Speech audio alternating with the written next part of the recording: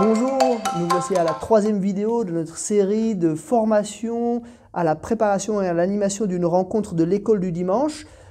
Et puis cette troisième vidéo, en fait, elle fait vraiment suite avec la précédente. C'est vraiment plutôt un peu une paire de vidéos. On a vu comment étudier le texte biblique et puis maintenant on va voir comment transmettre, comment enseigner le texte biblique. Et avant d'entrer dans la leçon à proprement parler, dans les aspects pratiques, j'aimerais qu'on se pose simplement une question. Qu'est-ce que c'est l'enseignement de la Bible? Qu'est-ce que l'enseignant de la Bible est supposé faire? Est-ce que la Bible elle-même donne un peu une définition de ce qu'est l'enseignement de la Bible? Et je pense qu'on pourrait mentionner plusieurs textes bibliques à ce niveau-là, mais un texte qui me semble particulièrement utile, c'est Néhémie 8, verset 8. Et avant de lire juste Néhémie 8, verset 8, je vous dresse un petit peu le contexte, puis je vais lire quelques extraits avant d'arriver à 8.8. Donc, dans les premiers chapitres du livre de Néhémie, on a la reconstruction de la muraille de Jérusalem. Néhémie était venu à Jérusalem exprès pour ça. Ils ont reconstruit la muraille, c'était tout un travail, une organisation, tout ça.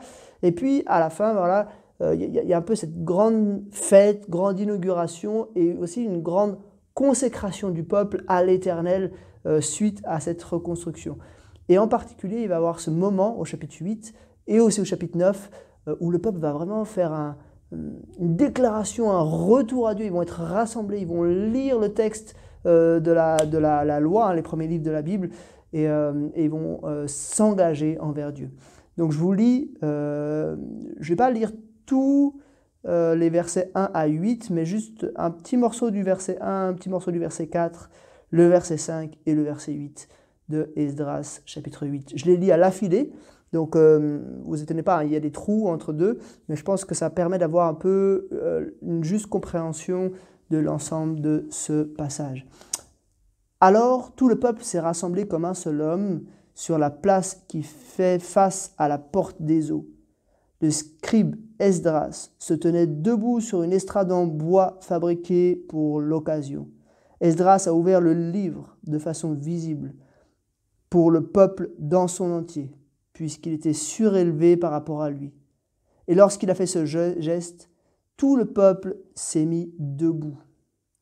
Il lisait distinctement dans le livre de la loi de Dieu et en donnait le sens pour faire comprendre ce qu'ils avaient lu. Donc, ça c'était le verset 8. Néhémie 8, verset 8.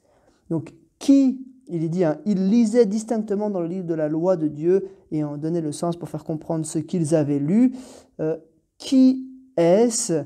Eh bien, c'est toute une série de personnes. Je lis le verset 7 aussi. Josué, Bani, Sérébia, Jamin, Akoub, Shabbetai, Odija, Maaseja, Kelita, Azaria, Josabad, Hanan et Peladja, qui étaient lévites. Donc c'est en fait des personnes qui étaient un peu versées dans la connaissance de la loi, donc les 5 premiers livres de la Bible. Ils expliquaient la loi au peuple et le peuple était debout. Donc il y a ces deux aspects en fait de lire distinctement dans le livre de la loi de Dieu, et puis le deuxième aspect, ils ont donné le sens pour faire comprendre ce qu'ils avaient lu. Donc, c'est ce qu'on veut faire, que ce soit le dimanche matin, que ce soit le dimanche matin avec les adultes ou avec les enfants, que ce soit dans les groupes de maison, que ce soit les uns avec les autres. C'est ce qu'on veut faire encore et encore. On veut lire la Bible ensemble. Là, en l'occurrence, c'était le livre de la loi, mais on peut l'étendre à toute la Bible. On veut lire la Bible ensemble. Et puis ensuite, on a des enseignants qui en donnent le sens pour faire comprendre ce qu'ils avaient lu. Donc, il y a un travail. C'est pas simplement... Le but, c'est pas juste de reformuler le texte biblique, c'est vraiment de le faire comprendre, d'en donner le sens pour faire comprendre ce qu'ils avaient lu. Pour les adultes, on le fait d'une certaine façon. Pour les enfants, on le fait d'une autre façon. Et puis, pour les gens d'une certaine culture, on va le faire d'une manière. D'une autre culture, on va le faire d'une autre manière. Dans notre âge, etc., etc. On s'adapte.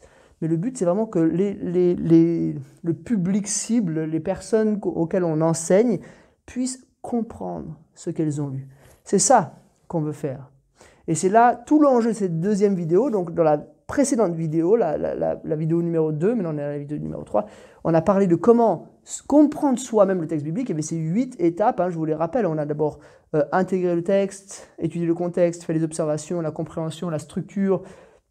On a cherché une phrase résumée, ensuite des applications et puis des illustrations.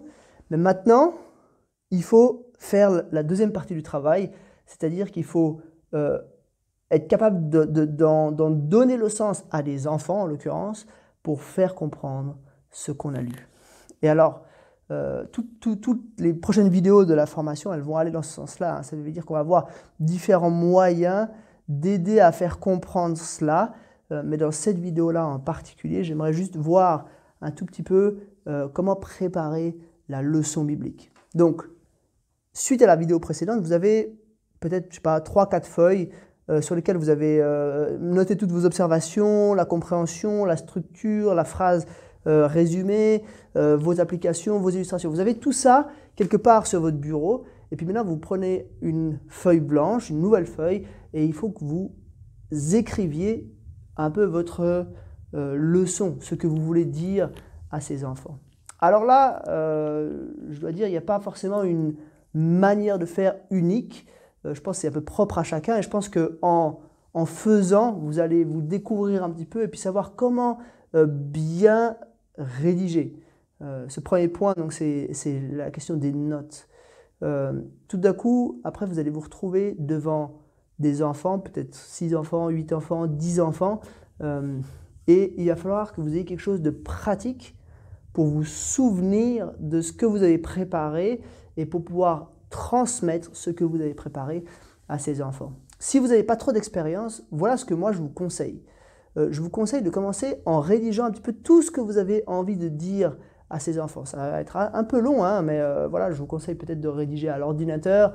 Vous pouvez rédiger un texte de peut-être 1000 mots, entre 1000 et 2000 mots pour que ça fasse à peu près entre 10 et 20 minutes. Il ne faut pas viser plus long que ça, hein. Je pense avec des enfants entre 10, même 20 minutes c'est déjà long, hein, donc peut-être entre 10 et 15 minutes, donc ça fait à peu près entre 1000 et 1500 mots. Voilà. Si vous avez vraiment un peu de la crainte, commencez par rédiger un petit peu tout ce que vous voulez dire aux enfants. Mais je ne vous conseille pas de venir le jour où vous avez la leçon avec vos notes exhaustives, parce que ça va, déjà vous avez un peu de tendance à lire directement ce que vous avez noté, et puis vous n'aurez pas forcément la possibilité de gérer à la fois les supports visuels, de regarder les enfants, de vous adresser directement à eux, de lire vos notes, ça va être difficile. Donc moi ce que je vous conseille, c'est, il y a un peu deux possibilités. Soit sur vos notes exhaustives, vous surlignez, vous soulignez quelques parties pour que vous servir un peu de repères visuels dans lesquels vous allez pouvoir vous retrouver au fur et à mesure.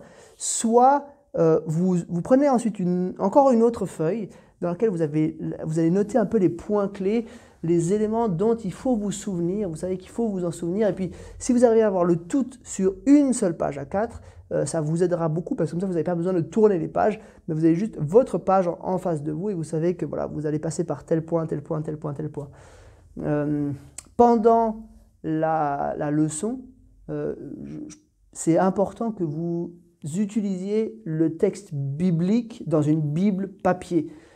Pourquoi? C'est pas... Théoriquement, ce ne serait pas absolument nécessaire, mais c'est important que visuellement les enfants comprennent ce que vous dites. Ça se trouve dans la Bible elle-même. Ce n'est pas quelque chose que vous avez imprimé d'Internet, alors que vous pouvez très bien avoir imprimé le texte biblique d'Internet, mais les enfants ne vont pas forcément comprendre ça.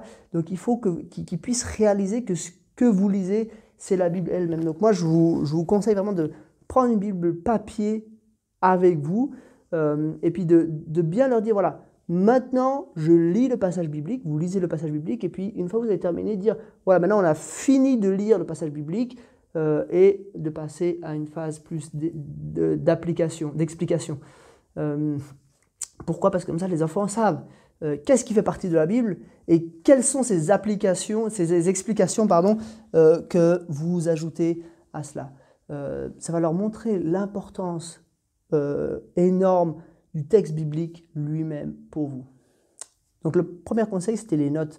Veillez bien à vos notes. Deuxième conseil, je je vous conseille de répéter. Moi-même, je le fais. Presque toutes les prédications que j'ai l'occasion de dire, je les répète. Ça veut dire que je viens souvent ici à l'église la veille, le samedi soir, et je dis ma prédication devant personne. J'allume le vidéoprojecteur, je mets le PowerPoint. Comme ça, je suis vraiment en situation réelle. Je passe les slides, j'essaie de voir si tout s'enchaîne bien, s'il y a des formulations qu'il faudrait revoir. Et moi, je vous conseille vraiment de faire cet exercice-là. Ça peut paraître un peu fastidieux. Vous n'avez peut-être pas forcément l'occasion de venir sur place à l'église, mais malgré tout, ça fait beaucoup de bien. Et en fait, si votre leçon, elle dure 10-15 minutes, ça vous prendra juste 10-15 minutes de la faire une fois chez vous, de la répéter vraiment, de voir si c'est fluide. Et vous verrez, dans votre tête, ce sera beaucoup plus précis, les choses seront beaucoup plus nettes et vous serez beaucoup plus à l'aise, beaucoup plus détaché de vos notes si vous avez eu l'occasion à l'avance de dire une fois cette prédication, ce message. En fait, ce que vous dites, c'est une prédication. Hein. Même si c'est adapté pour des enfants, on l'appellerait peut-être pas une prédication, mais formellement, on peut l'appeler comme ça. Et puis, finalement, dernier point, j'aimerais vous rendre attentif à la difficulté. Comme j'ai dit, hein, le but, c'est de faire comprendre ce qu'on a lu, de donner le sens pour que les enfants comprennent le texte biblique. Et du coup, ça veut dire qu'il faut vraiment faire un effort très important d'adaptation aux enfants pour qu'ils puissent comprendre. Le but, c'est pas de changer le texte, mais c'est de le rendre compréhensible. Et parfois, ça veut dire qu'il faut être aussi modeste. On ne peut pas forcément expliquer des concepts très élaborés, très abstraits à des enfants, surtout si c'est avec les mini ou avec les petits. Peut-être avec les grands, ça va un peu mieux. Mais en tout cas, il faut vraiment, c'est vous qui connaissez les enfants avec lesquels vous travaillez. Et du coup, il faut vraiment veiller à ce que ces enfants puissent comprendre ce que vous leur dites. Après, il y a une chose à prendre en considération, c'est que les enfants, la plupart des enfants, ils ne sont pas là juste une fois. Ils vont être là dimanche après dimanche, en tout cas régulièrement, pendant plusieurs années. Et du coup, vous n'avez pas besoin de leur déballer toute la théologie chrétienne en un dimanche.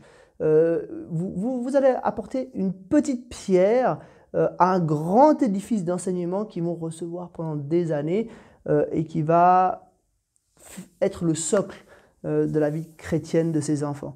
Donc, soyez pas stressés si vous n'avez pas tout dit sur un passage. Il y aura d'autres dimanches, il y aura d'autres choses. Voilà, et l'enfant va suivre tout un cursus au fur et à mesure. Donc voilà quelques infos, quelques idées par rapport à la préparation de la leçon elle-même. Après, on aura aussi une vidéo tout à la fin sur l'animation de la rencontre et en particulier de la leçon. Mais comment bien préparer la leçon, avoir des bonnes notes, répéter et puis prendre en considération la difficulté et bien s'adapter aux enfants.